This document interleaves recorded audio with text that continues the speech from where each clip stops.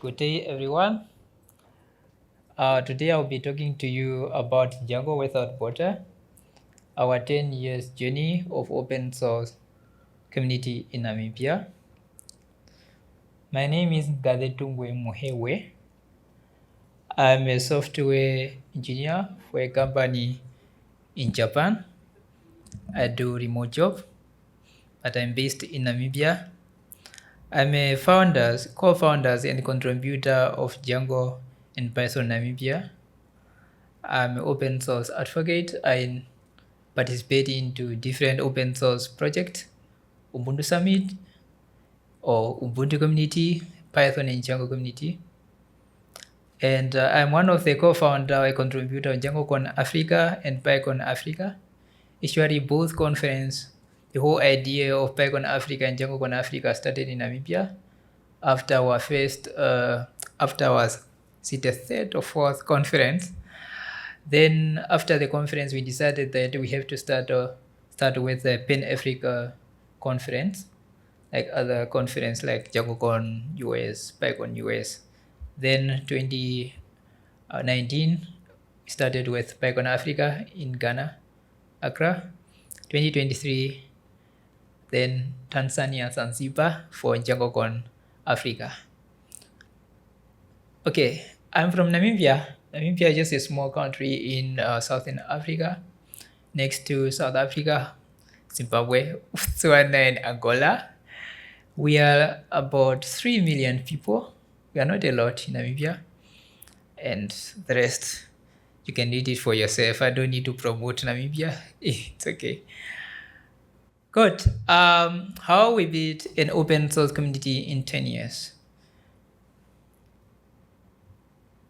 We started with the PyCon Namibia 2015. Actually, it was an initiative of PyCon of University of Cardiff in UK and the University of Namibia. And after our first conference, we started with a Python Namibia. That is a society that is now looking after everything that have to do with Python in Namibia. And this is a society or the associations now that is organized PyCon Namibia. And under this society, we created a different initiative. That is where we have in Django Namibia, we have a Pynam Scholars, we have Pindators, and any other initiative like AI, robotics. And also we have Educational Day. That is one of our programs that we work on at PyCon Namibia and Python Namibia. And we have a Django Namibia. Django Namibia is also part of the Python Namibia associations.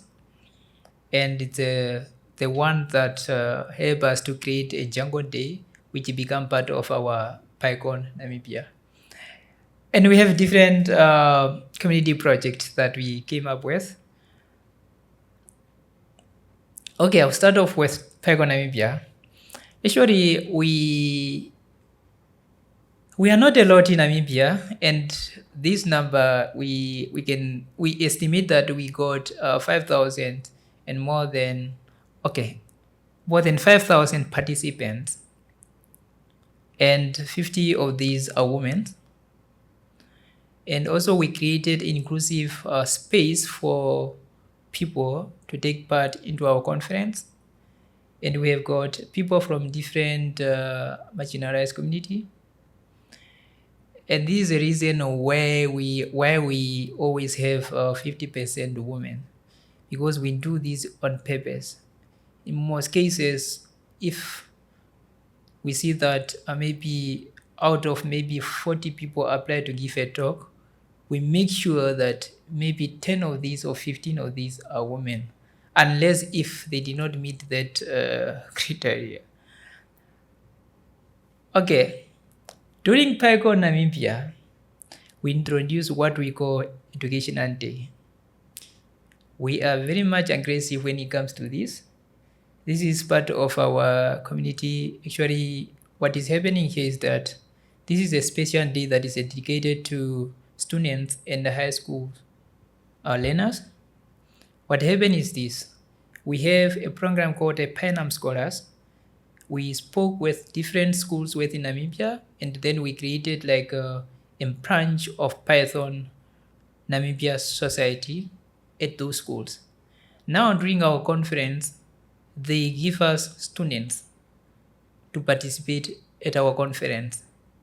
Then the problem that we had before is that we used it to have like a normal 3-day conference, but at the end of the conference, all these students were not getting anything at the end of the, like, after we are done with the conference. Now we decided, no, it's okay. It's better for us to have educational day now that is dedicated to high school learner and university. Then we can teach them the basic of Python, Django, and other tech related tools, or anything that they are interested in. Then our goal is just to inspire the next generation of developers in Namibia, provide students with a practical coding skills, expose learners to open source AI and IoT, and connect education with the wide tech community. Some of us, we've gone through the same process. When I started with Python, I was a student. Today I'm a developer. That's what we are trying to do with education at PyCon Namibia. These are learners that normally participate at our conference. I know Lydia and could say they've been part of these. I know at Jacob Malengo Secondary School. These are different schools. Some are from the coastal town of the country. They travel like more than 500 kilometers to come to participate at the conference. And we do have like people from different countries. This is, what is the name of the lady? I forgot about her. The one from Czech Republic with the blue hair. I think is known in the Mia. Yeah. And also we have Vincent from Cardiff. Yeah. Django Day. Actually, because some of us, we are into Django, and we had an issue whereby we have Django girls at our conference, but it seems that we leave some part of our community, which is the boys now, and they didn't like that. And we thought, no, why can't we have a Django Day where we can include both gender now? We have like girls and boys and whoever want to participate in the conference. And then we introduce Django Day at our conference. And Django Day, actually, we have like a workshop for Django girls. And at the same time, we also have talks for Django developers now. So that for those people who are interested into Django itself, they can also give talks during a Django Day at PyCon Namibia. And also one of the reasons why also we introduce a Django Day at PyCon Namibia is that we try to avoid the issue of having maybe one sponsor sponsoring Django Day and at the same time sponsoring PyCon Namibia. We don't want to exhaust our sponsor. It's better to get like sponsor once, and then from there we see what we can do. Okay, these are the Django Day, Django Namibia website. These are the participants of Django, our first Django Day at PyCon Namibia 2025. And after the conference, we came up with our own website for Django Namibia. If you search Django Namibia, you can find the website. Yeah, I think time is a bit okay. Building open source without borders. Yes, we do have many projects that is happening now where most of our people are contributing to. We do have a wild animals tracking system that we are currently working on. Actually, what is happening here is that where I came from is the northwest part of Namibia. That is where I came from. We have an issue of wildlife and human conflict where wild animals are roaming around, but then they have that conflict with people because our area is not fenced. The wild animals kill livestock, and then they end up losing their life. because it's obvious. If you kill my goat, then I will deal with you. That's what they say. Okay. Now what happened is that we have also noticed that there is now, if you look at like 2014 and 2020, the number of these wild animals reduced, which means that somewhere somehow people are killing these animals. But then there are those people who look after these wild animals who are rangers now. But then if you ask them what happened, they don't have this status. And we tried, no, we should try to come up with like a platform at least that will help these people to capture some of these data, so that maybe in 10 years they will be able to know how many leopards, springbok, kudu, Jamesburg, which is oryx now in this case, was killed in this time. And then what we did first, we came up with a database. This one was necessary because we wanted to start off with the first phase of rangers and members. Rangers are those people who look after wild animals, and member are those community members now who are the owner of livestock. Now we are done with this database, and we'll be able to get the member details, the rangers, and also the wild animals, that the one that we have within our boundary now. Yeah. What are the benefits now of having this wildlife conservation, anti-poaching support? Because what happened is that with this system, we'll be able also to capture people who are committing some of this crime. Because even if wild animals kill your animals, kill your livestock or your goat, and you kill that maybe elephant or leopard, still you are doing illegal stuff. It's not allowed. And then we have to, with this system, we'll be able also to have like maybe a different water points. We are going to have like different cameras or devices that we are trying to implement and put it in some water points, so that they can also capture, because most of these illegal activity happen at water points, and we'll be able to capture those people who are doing some of this illegal stuff at water points. And we have a local research and education. A local research and education is that if we have these data, we'll be able to provide students in different universities also to have a data of different animals at those areas. And we are going to also to empower community member, and by providing jobs, because for now they will be able to go out there. They have the system, they have an app, they can also capture this number of animals that they met halfway. Because normally if you go out there, you'll be able to record that and send them to the ranger and say that I met maybe 5 kutus, and now that's how they count animals. Okay, Django, how Django going to help us with this, with the data storage, reporting, and also we'll be able also to open the whole project to the community outside there to contribute to it, so that we can also improve the system. Okay, now we want you to help us to contribute to the Django website. And also at the same time, we want you also to contribute to Python Namibia website. That is where you are going to find the project that I was talking about. It will be under the GitHub account of Django Namibia, Python Namibia, and also Django Namibia, both. This is a personal project. This is more about I have a football club at the village, and I've also come up with a system. I think I'm going to open source the whole project so that people can also help me to contribute to this. I think when it comes to here, it's just that we are a small community that is trying to create bigger things, create different projects, and also to keep the community alive, the Python Namibia. And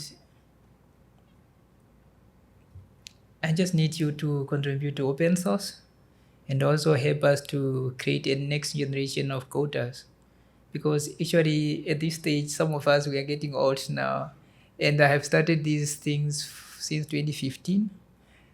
And I'm still here and I'm about to go down now. I think we need you to support us at least to have more projects and also to create documentation, especially the documentation. We need documentation to most of our project, and at least maybe in 2 or 5 years, our young one will be able to use some of this documentation.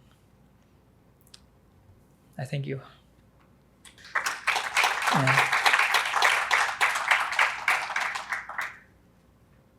Thank you, Ngazetungue. We have 8 minutes for questions. I thought. I'm sorry if I read you wrong. Thought I just. I don't have time even for questions. That's why I was rushing like this. Did you have anything else you wanted to say first? No, or it's shall we go to okay. questions? Yeah. Otherwise, I'm going to just ask questions, then I'll answer. Okay. Any questions? I have a question that maybe it seems obvious and simple, but what do you feel like are the best ways that folks in other countries can contribute to what is happening locally in your context? When it comes to the project or the community? Okay, Either. with the community itself, when it comes to even PyCon Namibia, we accommodate everyone to organize our conference. That is one way of contributing to it. Whether you want to work on a website or maybe any other things that you feel like we are lacking, you can also assist us on that. We are open. Most of our organizers are from different parts of the world. When it comes to the project, you need to understand the local people, especially when it comes to, like in Namibia, we soft people, I can put it that way, in such a way that sometimes even if they don't want something, they will just keep quiet. They know that you are doing wrong, but they are just quiet. We are not that aggressive. They need to understand. You need to understand them, so that's the only way that you work with them. But then if you coming there and you are saying that I'm going to work on this, sometimes they will just sit and look at it like this and say that, okay, let's wait and see. Maybe he will finish that. But it's better for you to understand our behavior, the way we behave, because we are coming from different part of the country, especially where I came from. The culture is totally different from the northern part of the country or the eastern part of the countries. And most of our people, they are more marginalized. They don't understand most of the things that you are talking about. Especially even this project that I'm talking about currently now, it took me a year to convince my own people. Imagine someone from the same house, he's a ranger, he do most of this stuff on paper, but when you are telling him that I'm going to create this system to help you so that you can use paperwork, this person don't understand this. You need to convince them to work with them. It's not that they don't understand. Yeah, they don't understand some of the things. But it's very easy to work with them, as long as if you come to them and tell them that we are going to do this A, B, and C, you can work with them. And also sometimes with the project itself, let's say if you are contributing to the project, you are not going to deal with them. It's you and the project and the developers. Yeah. I'm curious with the education days and the young people at the conferences, do they show up excited about doing software development, or is that something you have to build for them? They show up because actually it's one of the, because that day it's it's for learners and students. That is number one. And we decided to take we don't host that educational day at the main venue of the conference. We took it to the those underprivileged schools in our township. Then what happened is that we get people from the local community, a student from local community, and we bring to this conference. And what happened is this. During that educational day, you're going to have like a different maybe game. You know, young people, they're interested in gaming. You have like devices. Let's say you are talking about the robots. Some of our people, they never seen the robot. And for them, if they see something that hardware working, and they are interested on that. And also you teach them like the basic Python.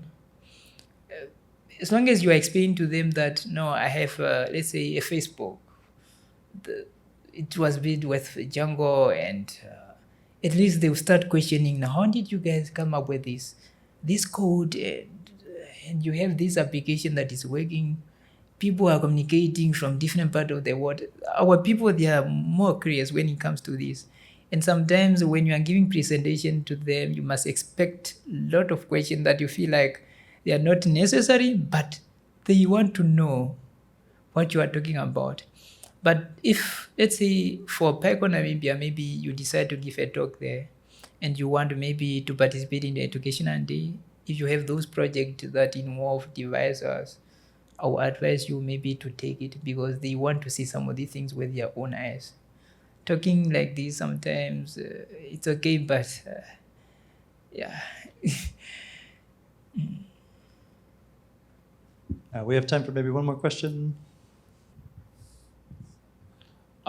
Yeah, so I remember this year's PyCon Namibia, you guys had high school students during the conference. And one moment that sticks out to me is there was a little high school girl who got very emotional at the end of the conference and thanked everyone, the organizers, everyone for putting together the conference, because she just felt like she had found something that she could move forward with in her life and career. And I was curious, what do you guys as the PyCon Namibia organizers do to maintain that momentum? Because obviously when the conference ends, she doesn't have anywhere else to experiment with Python and everything. So what do you guys do to help sustain that level of interest in someone who's in high school? Yeah, one thing that we did is that if you look at it, if you remember, after, was it the last day of the conference, we gave away the banner for the conference.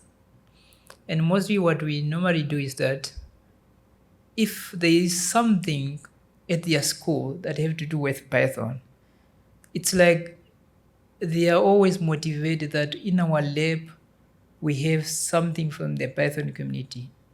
Now what they normally do, their teacher, what they do is that they always talk to us and say that we want to have like a meetup. Please assist us with the resources. The resources is us going to them, talk to them. Is us giving, like, maybe we got books, we send them to school. It depends now.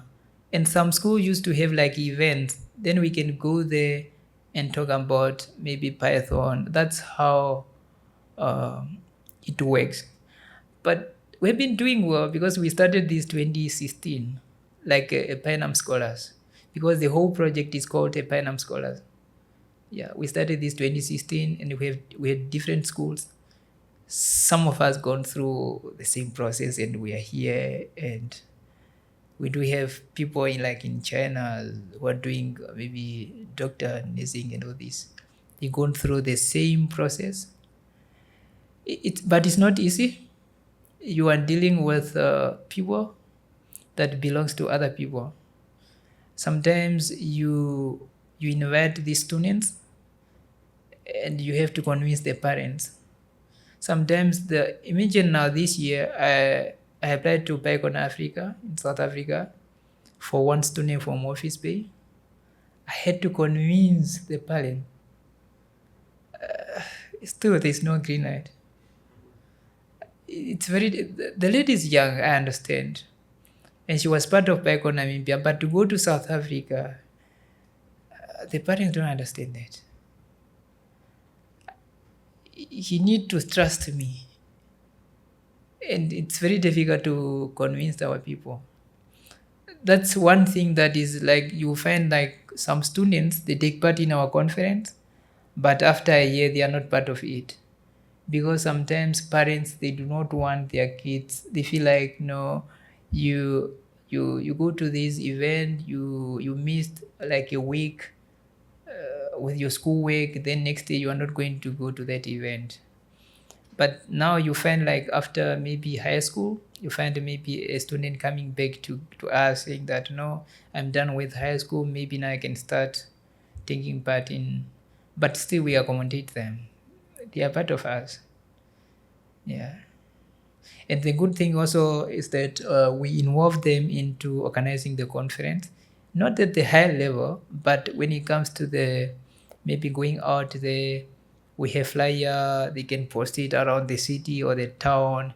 These are like, they can't do anything, they can't deal with international people, but at least putting the flyer around the city, it's easy.